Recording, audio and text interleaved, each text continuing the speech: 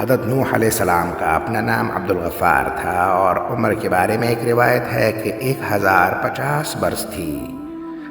ابن عباس رضی اللہ تعالیٰ عنہ سے منقول ہے کہ حضرت نوح علیہ السلام 40 برس میں نبوت کے منصب پر فائز ہوئے، 950 سال اپنی قوم میں رہ کر تبلیغ کی اور طوفان نوح کے بعد 60 سال زندہ رہے۔ یوں کل عمر 1050 برس رہی۔ کتنی نسلیں آپ علیہ السلام کے سامنے گزرتی گئیں، لیکن آپ علیہ السلام کی تعلیمات پر عمل نہ کرتی تھیں۔ آپ دن رات امت کو راہ ہدایت پر لانے کی سعی کرتے، لیکن قوم آپ پر ایسے مظالم ڈھاتی کہ آپ بے ہوش ہو جاتے اور لوگ آپ علیہ السلام کو مردہ سمجھ کر چھوڑ دیتے۔ امت کی یہ روش دیکھ کر آپ اتنا روتے کہ داڑھی مبارک تر ہو جاتی۔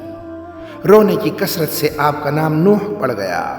آپ علیہ السلام کو آدم ثانی بھی کہتے ہیں، کیونکہ آپ کی بددعا سے ساری دنیا پانی میں غرقاب ہو گئی تھی۔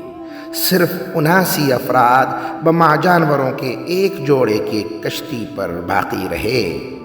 آپ علیہ السلام کشتی کے معجب ہیں، جو عذاب نوح تھمنے کے بعد جودی نامی پہاڑی پر آ کر رک گئی۔